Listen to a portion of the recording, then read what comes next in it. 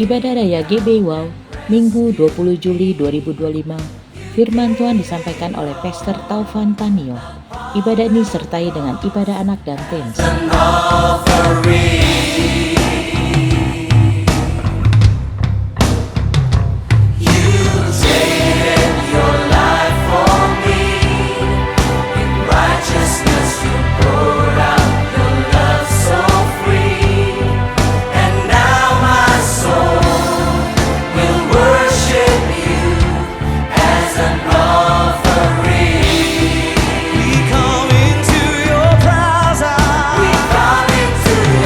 Bagi Anda yang ingin memberikan persembahan, perpuluhan atau diakonia, dapat transfer ke nomor rekening BCA atas nama GBI Wow, atau Anda dapat scan QR yang tertera pada layar.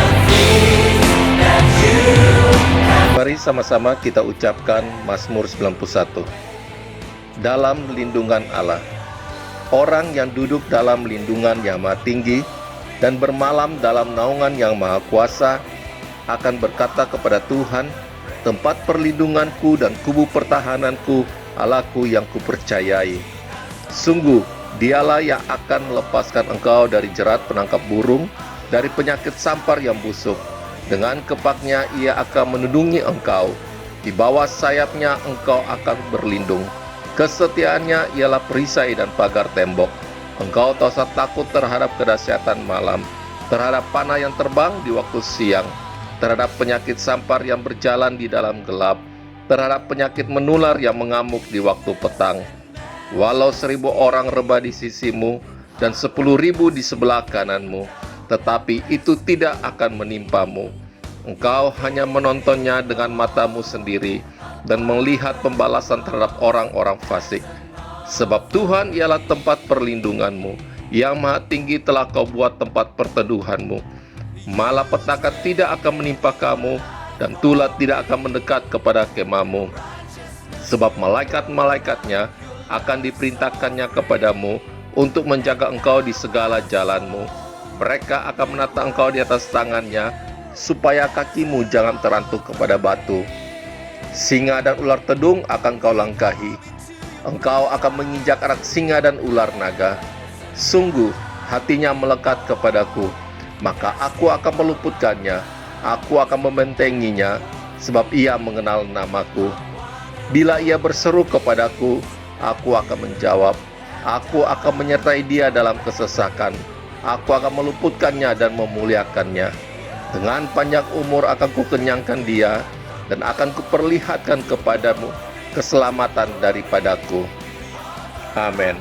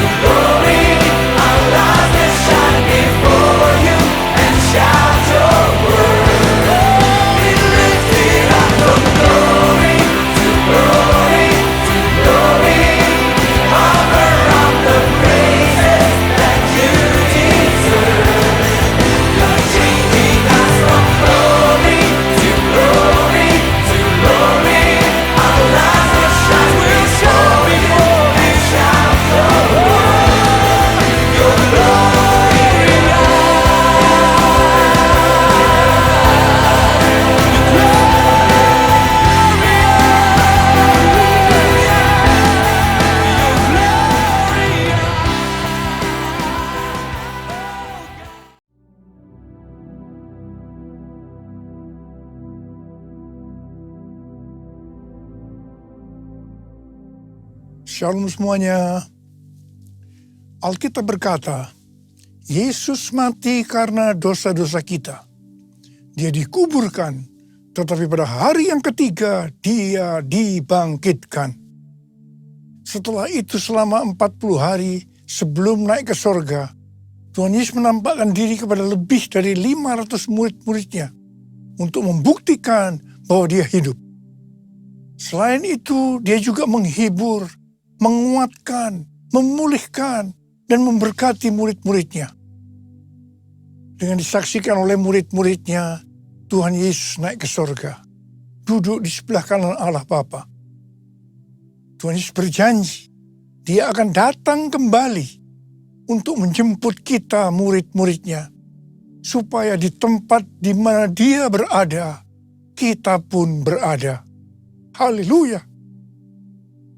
Pada waktu Tuhan Yesus ditanya oleh murid-muridnya tentang tanda kedatangannya dan tanda kesudahan dunia ini, Tuhan Yesus menjawab yang salah satunya terdapat dalam Matius 24 dan 14 yang berkata, dan Injil kerajaan ini akan diberitakan di seluruh dunia menjadi kesaksian bagi semua bangsa.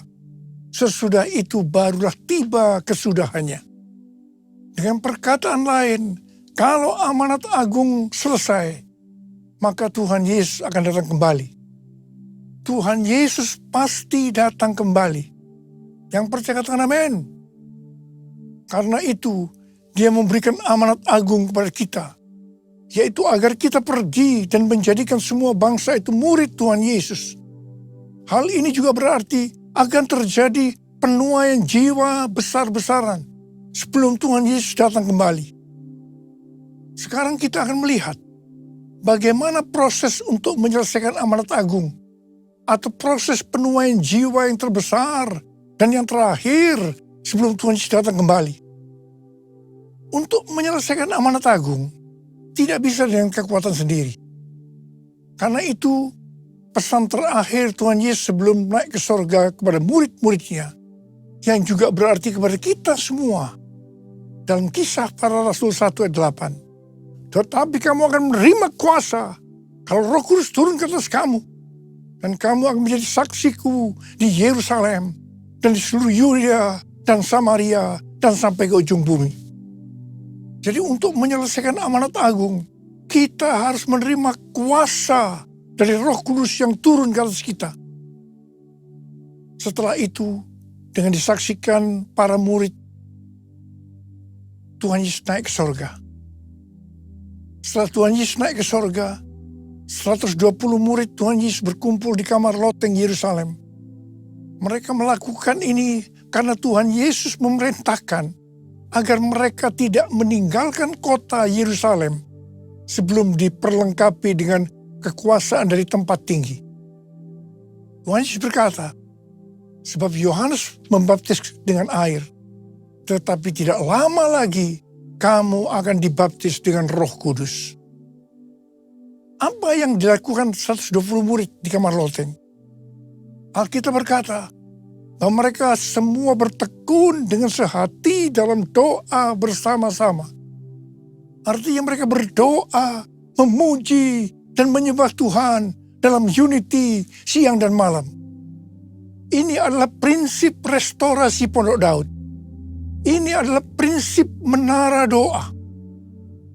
Setelah 10 hari mereka melakukan hal ini, maka pada hari raya Pentakosta, tiba-tiba turunlah dari langit suatu bunyi seperti tiupan angin keras yang memenuhi seluruh rumah di mana mereka duduk.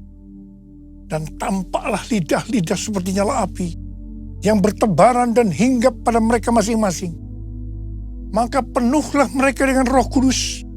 Lalu mereka mulai berkata-kata dalam bahasa-bahasa lain seperti yang diberikan oleh Roh Kudus itu kepada mereka untuk mengatakannya. Itu adalah bahasa roh.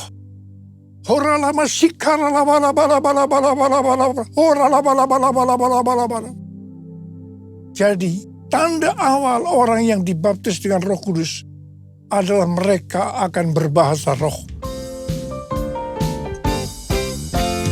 Api Pentakosta menyala, api Pentakosta menyala.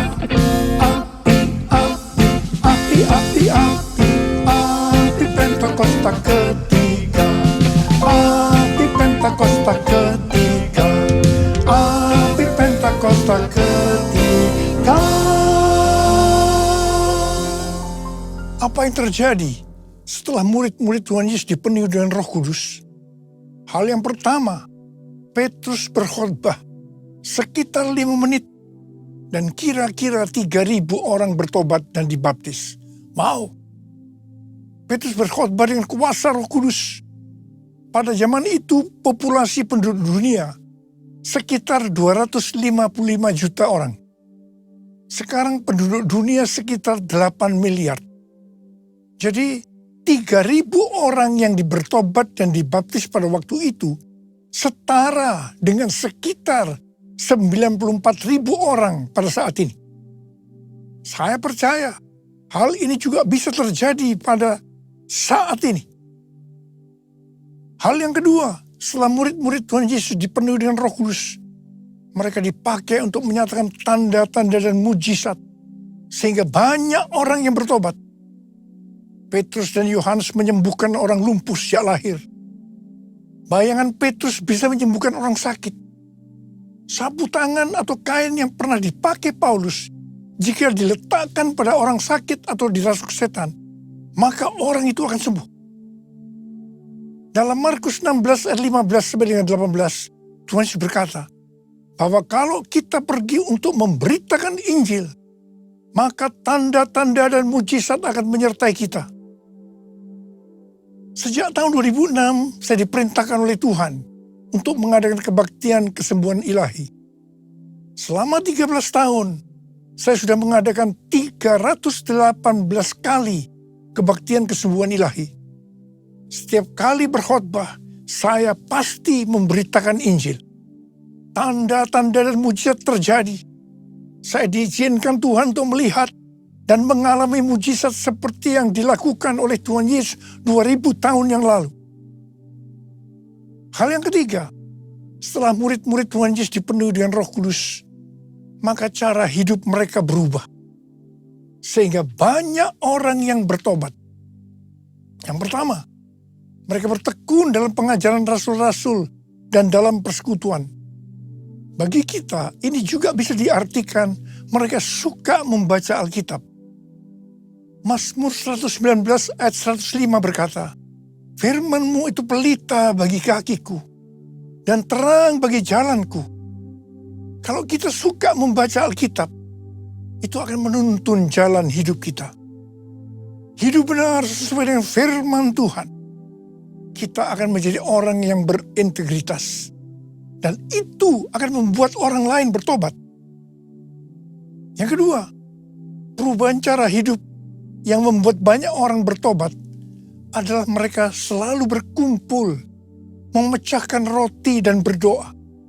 Ini bisa diartikan mereka hidup dalam unity dan suka berdoa.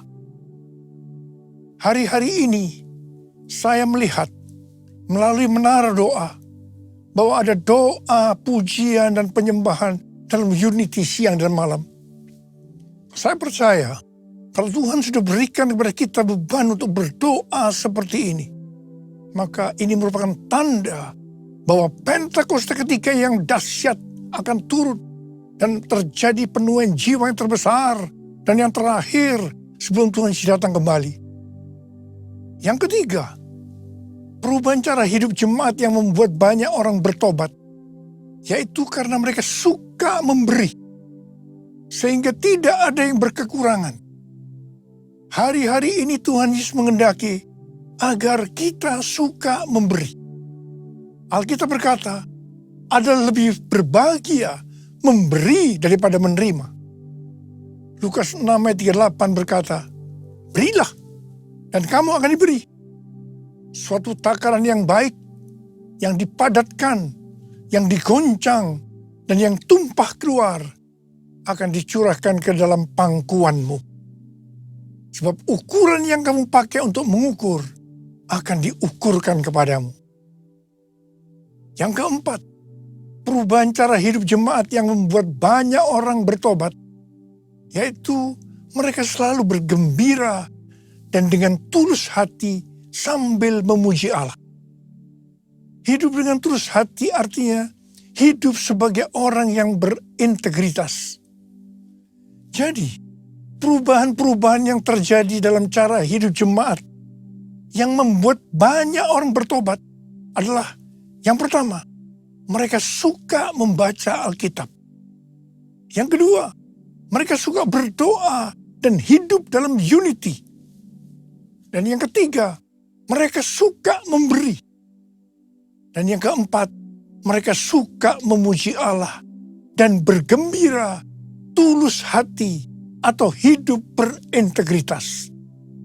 Dikatakan bahwa mereka disukai semua orang, dan tiap-tiap hari jumlah orang yang diselamatkan bertambah. Haleluya! Curahkanlah kuasa-Mu Tuhan, mujizat terjadi di tempat ini. Curahkanlah kuasa-Mu Tuhan, mujizat terjadi sekarang ini. Mujizat terjadi sekarang ini.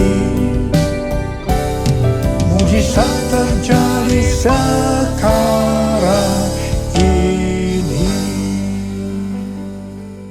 Saya percaya mereka menganggap bahwa pola penuaian jiwa hanya seperti itu. Mereka sebagai orang-orang percaya hidup dalam zona nyaman. Mereka biasa berkumpul dalam unity sambil membaca Alkitab, berdoa, dan memuji Tuhan dengan sukacita. Tidak ada yang berkekurangan. Wow, siapa yang tidak mau menjadi orang Kristen? Tapi ternyata, supaya penuaian jiwa bertambah besar, Tuhan izinkan proses berikutnya terjadi, yaitu aniaya menimpa jemaat di Yerusalem. Selain rasul-rasul, maka mereka harus lari meninggalkan Yerusalem. Mereka pergi ke Yudea dan Samaria sambil memberitakan Injil. Jadi, kalau tadinya penuaian jiwa hanya terjadi di Yerusalem saja, sekarang mereka menyebar ke seluruh Yudea dan Samaria, dan pola penuaian jiwa yang seperti ini masih terjadi sampai hari ini. Catatan sejarah gereja selama berabad-abad menunjukkan bahwa semakin gereja ditekan, justru Injil semakin menyebar dan diberitakan kemana-mana.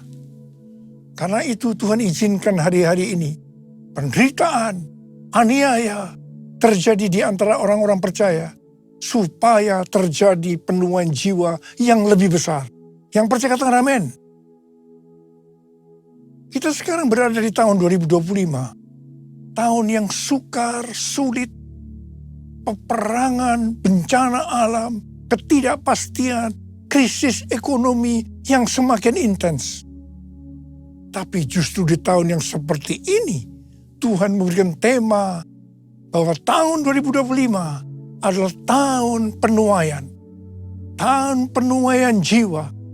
Tahun penuaian berkat secara materi. Haleluya. Saya percaya untuk penuaian jiwa yang besar perlu goncangan yang besar. Kuasanya dicurahkan, berkatnya dilimpahkan, penuaian besar sungguh terjadi. Segala bangsa akan datang menyembah Yesus Tuhan, kemuliaan Tuhan telah turun. Kemuliaan Tuhan telah turun. Kemuliaan Tuhan telah turun.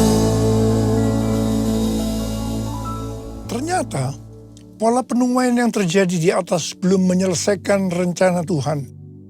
Karena selain penuaian jiwa harus terjadi di Yerusalem, seluruh Yudea dan Samaria, tetapi juga harus sampai ke ujung bumi. Tuhan mempunyai cara untuk membuat penuaian jiwa itu sampai ke ujung bumi, yaitu dengan terjadinya perubahan paradigma dalam pelayanan.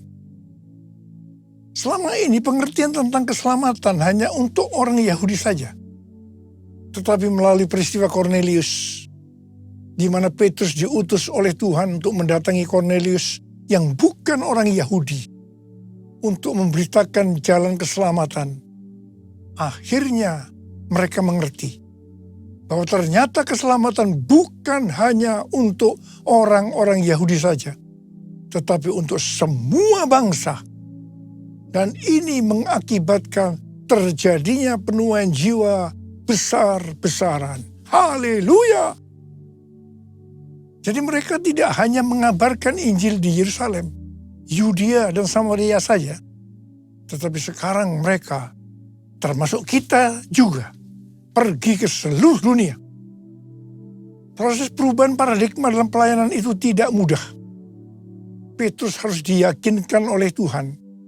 Kalau Tuhan berkata halal, jangan kamu berkata haram. Orang-orang yang bukan Yahudi adalah haram di mata orang Yahudi. Proses itu masih terus berlanjut untuk memberikan pengertian kepada orang-orang Yahudi, golongan bersunat dan juga orang-orang Farisi yang sudah bertobat, di mana mereka berpendapat bahwa orang yang bukan Yahudi yang percaya kepada Tuhan Yesus harus disunat dan diwajibkan mengikuti hukum-hukum Musa. Tetapi melalui sidang di Yerusalem, akhirnya mereka mengerti dan bisa menerima bahwa keselamatan bukan hanya untuk orang-orang Yahudi saja, tetapi untuk semua bangsa, termasuk bangsa Indonesia. Katakan amin. Di dalam pelayanan saya termasuk salah seorang yang dipakai oleh Tuhan untuk melakukan paradigma yang baru dalam pelayanan, untuk menyelesaikan amanat agung. Sebagai contoh, yang pertama, tentang membuka gereja baru. Yang kedua, cara ibadah dengan doa, pujian, dan penyembahan, termasuk bahasa roh untuk memuji dan menyembah Tuhan. Yang ketiga, tempat ibadah yang dilakukan bukan di gedung gereja. Yang keempat, juga mengenai Pentakosta ketiga. Semua itu selalu diawali dengan pro dan kontra. Sama dengan yang terjadi pada waktu zaman kisah para rasul tadi. Kita juga melihat bahwa dengan media online, terlepas dari kebaikan, keburukannya, pro dan kontra, tidak bisa dipungkiri. Dengan media online terjadi percepatan dalam penyelesaian amanat agung. Kita harus memperhatikan tahun 2033. Sebenarnya tahun 2033 adalah peringatan 2000 tahun. Kematian, kebangkitan, kenaikan Tuhan Yesus ke sorga, juga peringatan 2000 tahun pencurahan Roh Kudus, yang berarti peringatan hari ulang tahun gereja yang ke-2000. Peringatan 2000 tahun dimulainya amanat agung. Tetapi hari-hari ini banyak organisasi-organisasi Kristen, aliran-aliran kekristenan yang mendapatkan hal yang sama, yaitu target untuk menyelesaikan amanat agung adalah tahun 2033. Sesuai dengan Matius 24 ayat 14 yang berkata, dan Injil Kerajaan ini akan diberitakan di seluruh dunia, menjadi kesaksian bagi semua bangsa. Sesudah itu barulah tiba kesudahannya. Maka apabila Injil Kerajaan sudah diberitakan di seluruh dunia, menjadi kesaksian bagi semua bangsa. Atau dengan kata lain, apabila amanat agung selesai, baru setelah itu, waktunya tidak ada yang tahu, Tuhan Yesus datang kembali. Pesan yang kuat hari-hari ini adalah kedatangan Tuhan Yesus sudah sangat-sangat dekat. Mari persiapkan diri kita untuk menyambut kedatangannya. Mari katakan bersama saya, Hosana, Hosana, datanglah Tuhan Yesus.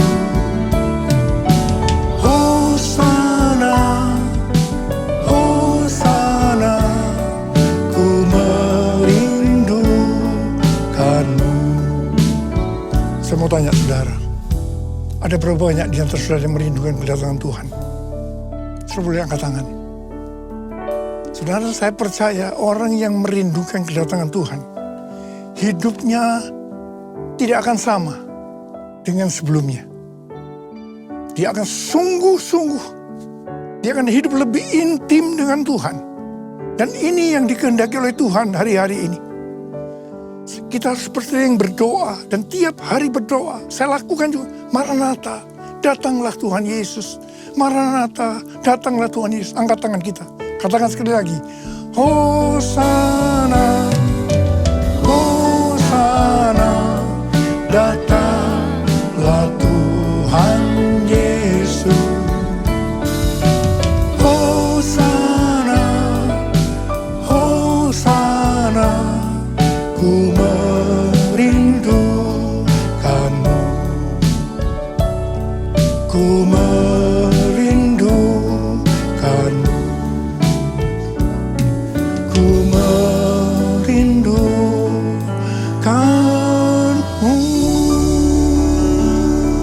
Mari berbahasa. Oh, dia la bara bara bara bara bara bara bara bara bara bara bara bara. Jesus, Jesus, Jesus, Jesus, Jesus, Jesus, Jesus. Ya Tuhan Yesus, ya Tuhan Yesus, ya Tuhan Yesus. Kurala bala bala bala bala bala bala bala bala. Berkati anak-anakmu semua Tuhan. Kami yang merindukan kedatanganmu untuk kali yang kedua. Berkati anak-anakmu. Tuhan terima kasih, terima kasih, terima kasih buat hari-hari ini. Urapi kami, urapi kami. Curahkan pengurapan, berikan kami kuasa, kuasa untuk menyelesaikan amanat lagi. Kuasa, kuasa untuk menikmati berkat secara materi. Dalam nama Yesus, dalam nama Yesus, haleluya. Amin.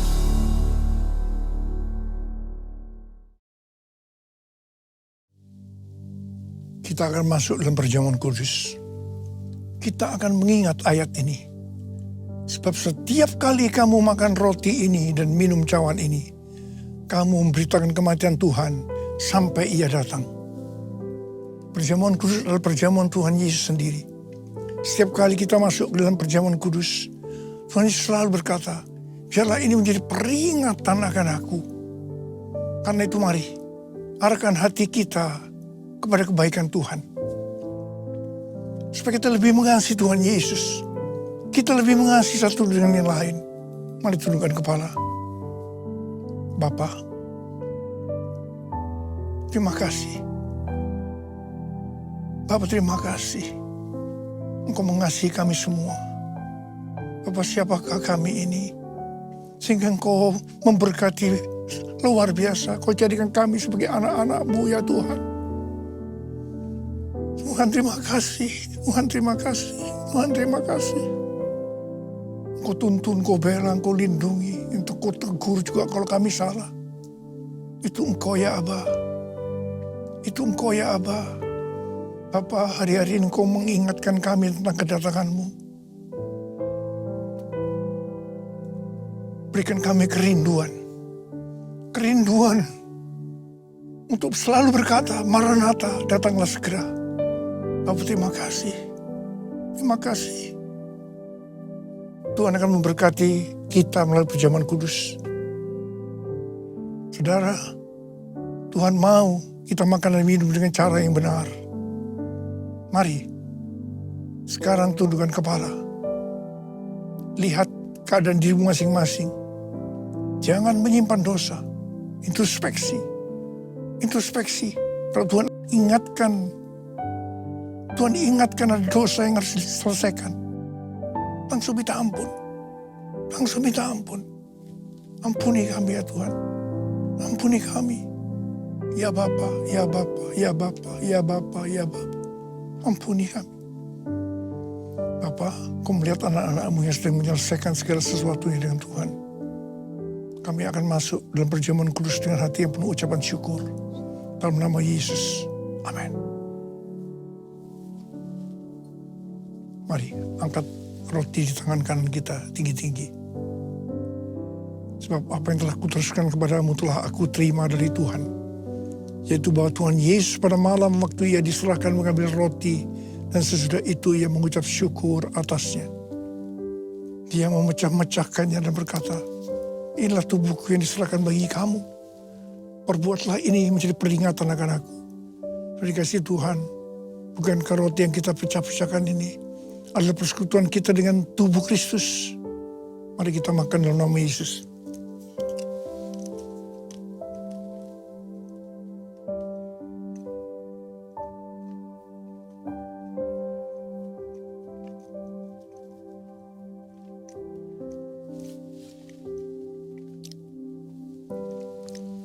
mengangkat cawan di tangan kanan kita tinggi-tinggi.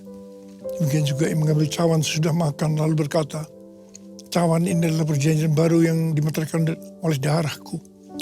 Perbuatlah ini setiap kali kamu meminumnya, menjadi peringatan akan aku. Sudah kasih Tuhan, bukan cawan pengucapan syukur. Yang atas kita ucapkan syukur adalah persekutuan kita dengan darah Yesus. Mari kita minum dalam nama Yesus.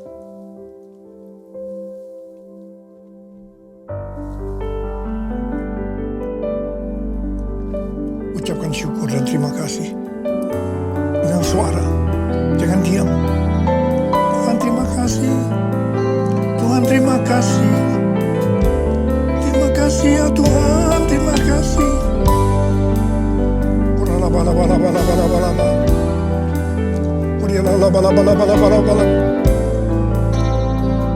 Oh Jesus, Kau lihat anak-anakmu semua Tuhan. Kau mengasihi mereka. Saat ini Kau sedang menyembuhkan yang sakit, sedang membebaskan yang terikat, menghibur yang susah, menguatkan yang lemah, memberikan pengharapan-pengharapan yang baru bagi yang datang dengan keadaan putus pengharapan. Tuhan Yesus, Kau baik. Terima kasih. Terima kasih Yesusku, terima kasih Yesusku. Puji syukur hanya bagi Tuhanku. Terima kasih Yesusku, terima kasih Yesusku. Puji syukur hanya bagi Tuhanku.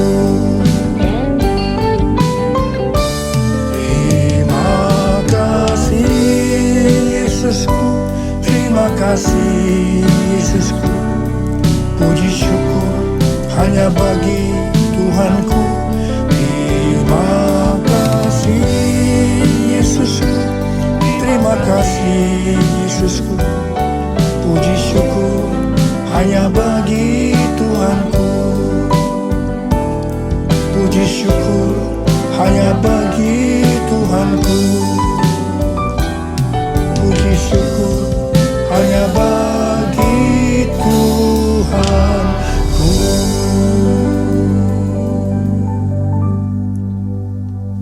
Mari angkat tangan saudara, terimalah berkat Tuhan. Kasih karunia berlimpah-limpah daripada Allah Bapa dalam Anak yang tunggal Yesus Kristus. Persekutuan yang manis dengan Roh Kudus menyertai kita semua. Mulai hari ini sampai Tuhan Yesus datang menjemput kita di awan-awan dan bahkan sampai selama-lamanya.